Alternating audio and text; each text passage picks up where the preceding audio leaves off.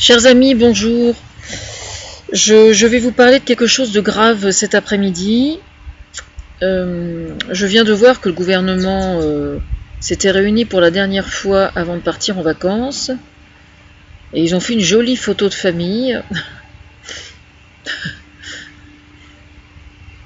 Glissons, comme on dit pudiquement.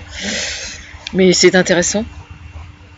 Mais c'est pas de ça dont je vais vous entretenir cet après-midi. Je vais vous parler plutôt du conflit israélo-palestinien. Depuis plusieurs années, j'ai moi, comme on dit vulgairement, dans la toupie, de demander à M. Ban Ki-moon de créer un seul et unique État qui regrouperait Palestine et Israël. Alors évidemment, dans un premier temps, quand j'étais parfaitement consciente que d'avancer une telle idée était quelque chose de profondément utopique. Mais bon, il se trouve que ce sont toujours les utopies en fait qui permettent de faire avancer les sociétés. Tout le monde sait ça. C'est-à-dire que dès l'instant qu'il s'agit d'inventer le monde de demain, quel que soit le secteur concerné, ce sont toujours les rêveurs et les utopistes qui proposent des pistes et puis qui semblent complètement farfelus toujours et petit à petit l'idée fait son chemin quoi. Donc je suis parfaitement consciente que quand moi-même j'en riais, pour être tout à fait franche, j'en riais, c'est pas drôle du tout, pourtant ce qui se passe là-bas, c'est loin d'être drôle même, mais je riais en imaginant les bonds que ça a dû provoquer sur la chaise de certains, dont je n'ai absolument aucun doute qu'ils sont en train de se gratter la tête en regardant cette vidéo. Alors j'ai développé tout ça bien évidemment, j'ai développé tout ça sur mon forum depuis plusieurs années. Il s'est toujours trouvé des gens du côté de la Palestine, évidemment bien plus que du côté d'Israël, parce que ce sont eux les victimes, ce sont eux qui sont colonisés, donc évidemment ils sont eux beaucoup plus attentifs encore que n'importe qui à mes propos. Mais je sais qu'en Israël, il y a aussi des gens qui sont tout à fait pour cette solution-là. Alors je sais bien qu'aux dernières élections, le président actuel a remporté un scrutin qui lui donnait... qui le confortait complètement dans son rôle et dans sa place. Ça ne signifie pas pour autant que les Israéliens soient complètement d'accord avec sa politique vis-à-vis de la Palestine. Je suis même carrément certaine du contraire, parce que Israël, mine de rien, sous ses airs de démocratie, pour moi, personnellement, n'en est absolument pas une. Parce qu'aujourd'hui, en Israël, on sait déjà que la religion tient un rôle beaucoup trop important, parce qu'il y a une grosse différence entre être deux cultures israélites et puis pratiquer la religion juive. Il y a des nuances extrêmement larges, comme dans toutes les religions d'ailleurs, surtout, y compris d'ailleurs, enfin pas surtout, mais y compris aussi chez les musulmans. C'est bien là que réside le problème d'ailleurs, entre être de culture islamique et être musulman pratiquant. Il y a quand même une très large distance, et c'est là que réside tout le problème d'ailleurs quand les musulmans partent vivre dans d'autres pays qui sont notamment chrétiens comme chez nous, et ces genres de problèmes, c'est moi qui m'y colle, comme on dit vulgairement, mais j'ai déjà beaucoup travaillé sur le sujet, mais je vais écrire un livre sur le sujet, sur la relation entre la religion et la gouvernance, de façon générale. Les religions tiennent une place beaucoup trop importante dans les gouvernements. Il est absolument impératif que les gouvernements se dissocient des religions. Ce qui ne signifie absolument pas que les religions ne puissent pas apporter de l'eau à leur moulin et tenir une place dans le débat, pour l'élaboration des lois notamment. Je trouve ça tout à fait légitime. Mais entre faire entendre sa voix et puis tenir un rôle dans la gouvernance d'un pays, c'est une nuance qui est extrêmement importante. Alors j'en tiens pour preuve justement quelqu'un qui a très très bien compris la leçon, j'ose dire ça, compris la leçon. C'est ce qui se passe notamment au Tibet, parce que le Dalai Lama avant était représentatif de l'État tibétain, je ne sais pas si on peut dire l'État tibétain, puisque comme ils sont toujours sous la domination de la Chine, je ne sais pas si on peut dire l'État tibétain, mais toujours est-il que ça n'est plus le cas, justement. Donc c'est ça qui est extrêmement intéressant. J'ai vu un reportage dernièrement sur la Chine et sur le Tibet plus particulièrement, et justement il était bien expliqué que lui avait décidé, depuis moi, en fait, avait décidé qu'il devait ne plus représenter l'État tibétain, ce qui ne retire absolument rien, bien évidemment, à son aura, à ses valeurs et à son discours, mais il a pris conscience, lui, que c'était souhaitable, effectivement, que son État soit gouverné par un politique. Voilà. Donc je ne cite pas son nom pour la simple raison que je n'ai absolument pas la mémoire des noms, donc c'est un vrai problème chez moi, pas plus que je ne cite les autres d'ailleurs.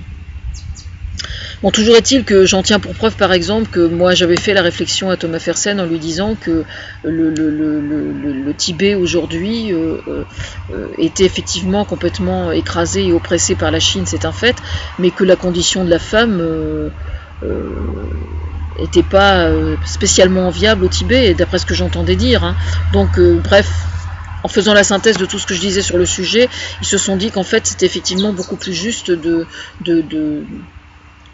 d'aller dans le sens de la séparation de la religion vis-à-vis de la gouvernance du Tibet. Et je trouve ça très sage et tout à fait intelligent et tout à fait... c'est ce qu'il faut faire, quoi, vraiment. Partout dans le monde, il faut absolument séparer le gouvernement de la religion. C'est vraiment fondamental. Ce qui n'empêche pas le débat. Je le précise, ça n'empêche absolument pas le débat. Je conçois très bien que les religions cautionnent certaines valeurs, ça je le conçois parfaitement, mais ils n'ont pas à s'immiscer dans le pouvoir décisionnaire des gouvernements. C'est absolument fondamental. Alors si je parle beaucoup de ça dans cette vidéo au sujet du conflit israélo-palestinien, c'est précisément, il se passe une chose très étrange, un tout petit papillon bleu qui vient de passer. C'est la deuxième fois de ma vie que je vois un papillon bleu. Bon. Ça n'était pas un pétale de fleurs, je précise, c'était bien un papillon. Bon.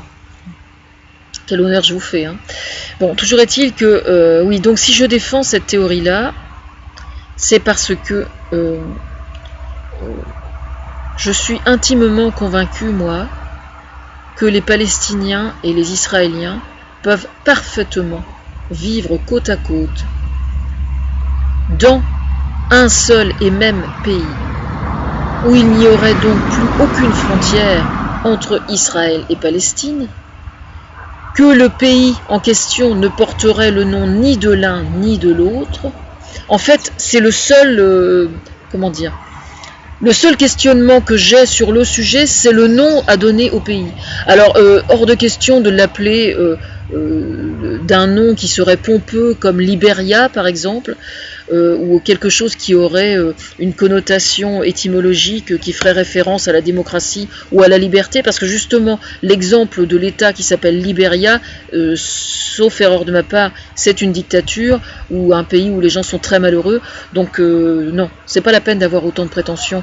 On trouvera quelque chose. J'ai pas dit on trouverait, j'ai dit on trouvera quelque chose. On trouvera un nom au sein de l'ONU. On trouvera quelque chose. On trouvera. Mais c'est quelque chose qui est vraiment tout à fait souhaitable à mon avis. Et je pense très sincèrement que c'est la seule et unique option qui soit susceptible d'apporter la paix en Palestine aujourd'hui. Vraiment. Alors, pour quelle raison je raisonne comme ça? Je viens de regarder encore de nouveau, là, je suis allée sur Wikipédia pour jeter un œil, et j'avais vu un documentaire très intéressant, notamment sur Israël, qui parlait du prix Nobel qu'avait perçu Shimon Peres suite aux accords d'Oslo qui avaient été signés en 1993. Donc c'est vraiment intéressant parce qu'en fait il était expliqué que au moment où il recevait ce prix Nobel de la paix, en fait il venait de signer il signait au même moment l'accord pour autoriser des nouvelles surfaces de colonies sur la Palestine. Autrement dit, les accords d'Oslo, c'était de la merde. Hein. C'est-à-dire qu'il était parfaitement conscient de ce qu'il faisait, que c'était un mensonge éhonté aux yeux de la communauté internationale. Voilà. Et depuis la création de l'État d'Israël, il n'est absolument jamais arrivé au moindre accord que l'intention que ces accords soient respectés. Ça n'a jamais été prévu, en fait. Ça n'a absolument jamais été prévu. C'est-à-dire qu'il y a toujours eu une énorme différence entre le discours qui était tenu et la réalité des faits. Voilà. Et ça, je regrette, mais tout ce qui s'est toujours passé en Israël a toujours été parfaitement démontré. Alors il n'est pas question bien évidemment d'incriminer les colons en question, parce qu'aujourd'hui en Israël il y a aussi des gens pauvres, il y a aussi des gens nécessiteux, il y a aussi des gens qui rêvent tout simplement d'avoir un bout de terrain pour être agriculteurs et pour exercer leur métier et pour vendre leurs produits, etc. etc. quoi. Je veux dire, c'est pas un problème. Le seul problème réside dans le fait que les Palestiniens aujourd'hui ont le droit de manger à leur faim, ont le droit, sont en droit de revendiquer le droit de vivre dignement, d'avoir les mêmes droits que les Palestiniens. Il n'est pas question que ce soit Israël qui avale la Palestine, ni que ce soit la Palestine qui impose sa culture et ses droits à la totalité d'Israël en niant leur identité. Mais l'identité d'un peuple peut parfaitement être respectée culturellement et sur le plan religieux, et que les deux États n'en forment plus qu'un seul. Pour moi, ça n'est absolument pas un problème. La liberté de culte fait partie des fondements des droits de l'individu, des droits de l'homme, et voilà, il n'y a absolument aucun souci. Il suffit tout simplement qu'il y ait des mosquées qui soient respectées et qu'il y ait des lieux de culte en Israël qui soient respectés aussi. Et puis moi, surtout, il y a un point que je vois qui est absolument incontournable, c'est qu'avec le risque écologique lié au réchauffement de la planète, un des enjeux absolument fondamentaux des décennies à venir et du siècle à venir, ça va être d'une part la gestion des déchets que l'homme produit, et puis l'accès à l'eau potable. Voilà. Aujourd'hui, dans les pays arabes, par exemple, il y a Veolia qui est en train de faire son beurre en installant des centrales gigantesques pour fabriquer de l'eau potable. Il y a juste un problème, c'est que ces centrales qui coûtent extrêmement cher, en fait, consomment des énergies fossiles d'abord et sont extrêmement polluantes.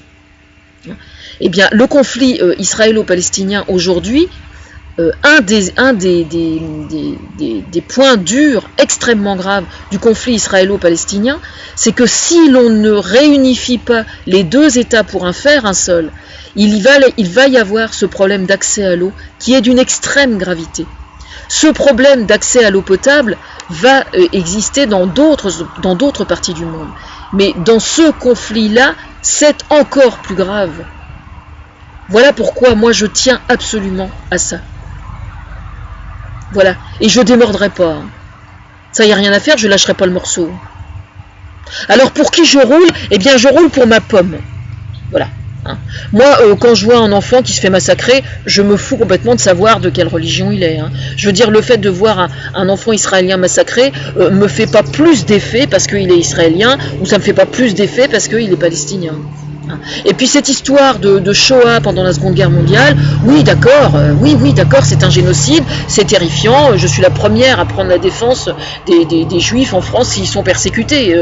Je veux dire, moi quand j'ai affaire à quelqu'un d'intelligent, je me fous complètement de savoir s'il est juif, s'il n'est pas juif. Franchement, hein, je m'en tamponne, mais complètement. Hein. D'ailleurs, je considère qu'un de mes pères spirituels, c'est Michel Drucker. Enfin, il y a plein de gens dans les médias qui travaillent et qui sont d'origine juive. Je m'en fous. Hein. Je veux dire, Michel Drucker, s'il sort une connerie, si j'ai envie de lui dire d'ailleurs, il considère que je suis son coach d'une certaine façon, ce qui est un peu vrai. Et si jamais il sort une connerie, je veux dire, je vais le remettre à sa place exactement comme s'il n'était pas juif. Enfin, je veux dire, j'en ai rien à foutre qu'il soit juif. Qu'est-ce que j'en ai à foutre, hein ? Je veux dire, le coup de la grosse conspiration et tout, j'en ai rien à foutre. Franchement, j'en ai rien à foutre. absolument rien à foutre. Moi, ça me rapporte rien, hein, ce que je raconte là. Ça ne me rapporte absolument rien. Pour l'instant, je suis toujours sous tutelle, vous voyez. Je suis toujours sous tutelle pour raison d'État. Et la photo de famille, j'y suis pas. Je sais pas si j'y serai un jour, je m'en fous. Je m'en fous complètement. Enfin voilà, moi je suis absolument certaine d'avoir raison. Je trouve que une de mes grandes qualités, c'est d'avoir la conscience du doute. C'est fondamental le doute, hein. Absolument fondamental. C'est absolument fondamental parce que le doute, c'est la place que l'on laisse, pas que l'on laisse, mais que l'on préserve pour avoir la certitude d'être perméable aux autres, à l'autre, surtout quand il apporte quelque chose de neuf ou de nouveau. Or, aujourd'hui, on est dans une société qui est en mutation, et cette société qui est en mutation doit avoir les oreilles grandes ouvertes aux gens qui ont des idées neuves. Voilà pourquoi c'est important, le doute. Mais face au doute, il y a aussi certaines certitudes. Voilà. Et mon idée est la seule et unique idée qui puisse résoudre le problème véritablement. Parce qu'à chaque fois que quelqu'un prétend trouver une solution, arriver à un accord de paix et tout, on voit ce que ça donne, hein. Depuis qu'il n'y a plus la guerre entre Israël et Palestine, franchement, quand on voit ce qui se passe en Palestine, les musulmans, le Hamas a l'amabilité de me suivre, c'est-à-dire de fermer sa gueule. Hein, parlons poliment, parce que c'est quand même ce qui se passe. Voilà. Aujourd'hui en Israël, je me souviens avoir vu un reportage sur, c'était dans les émissions religieuses le dimanche matin, où ils parlaient, parce que ces gens-là me suivent et font très attention à ce que je dis, et je les remercie. Et ils expliquaient la place absolument incroyable que prend la religion juive face au gouvernement juif, dans le cadre des divorces par exemple. Quand une femme juive a l'intention de divorcer, eh bien le rabbin vient y foutre son grain de sel.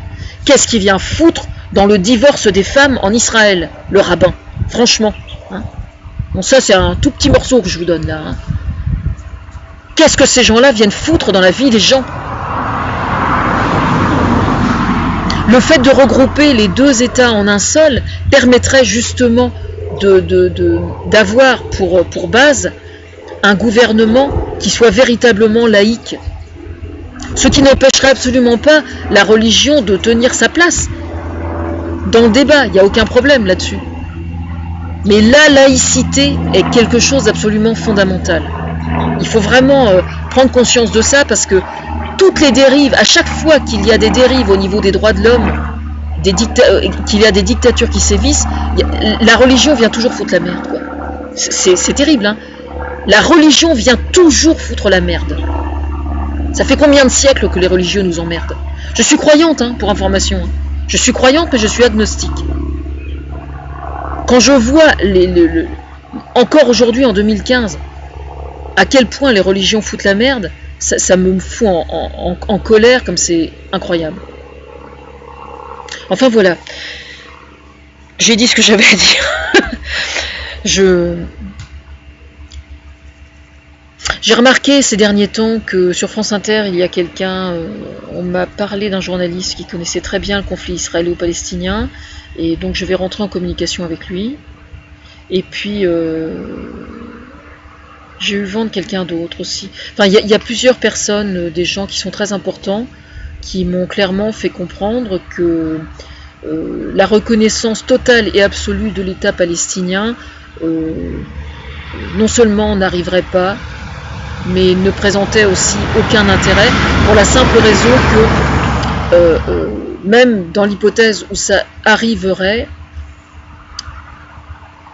il resterait ce problème de l'eau de toute façon entre Israël et Palestine, premièrement, et ça ne résoudrait pas je pense que ça ne résoudrait pas l'influence que le conflit israélo-palestinien a sur la guerre au Proche-Orient de façon plus large, quoi. Et notamment la guerre qui se déroule depuis plusieurs mois contre Daesh et les extrémistes musulmans. Parce que le conflit israélo-palestinien empoisonne littéralement la totalité des pays où l'immigration vient des pays arabes, que ce soit la France ou n'importe où en Europe. Voilà. Enfin, c'est plus complexe que ça, mais quand même, quoi qu'on en dise.